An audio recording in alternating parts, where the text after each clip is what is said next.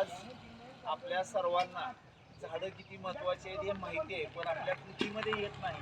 तर हे खूप चांगलं प्रयत्न करते, खूप चांगलं परिश्रम करते. आपण सर्वांनी त्यांना साथ देणं खूप महत्वाचं आहे. आज तुमच्याकडं ज्या पिशव्या दिलेल्या आहेत आणि बिया दिलेल्या आहेत, त्या पिशव्यामध्ये माती भरून विविध रोप जगवायचं. वर्षाच्या शेवटी स्पर्धा होणार आहे. त्या स्पर्धेमध्ये प्रथम पारितोषिक मिळणार आहे ते ₹7,000चं, ₹5,000 आणि तृतीय पारितोषिक मिळणार आहे ते ₹3,000.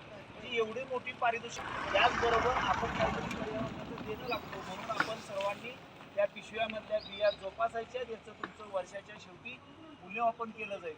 त्याचबरोबर शिक्षकी पेशाला खरं सुरुवात केली असती त्यांनी, परंतु ते कलाकार झाले. पण कलाकार झाल्यानंतर समाजासाठी काहीतरी आपण देणं लागतो. या भावनेतून त्यांनी त्या निसर्गाचं देणं भागवण्यासाठी, निसर्गाचं ऋण फेडण्यासाठी सह्याद्री देवराई नावाची एक संस्था स्थापन केली आणि त्या संस्थेच्या माध्यमातून पूर्ण महाराष्ट्र देशभरामध्ये कार्य सुरू असतं. स्वतः ते चित्रपटाचे कलाकार असून सुद्धा आपल्या वेळ देतात. कार्य खूप महान आहे. त्यांचा उद्या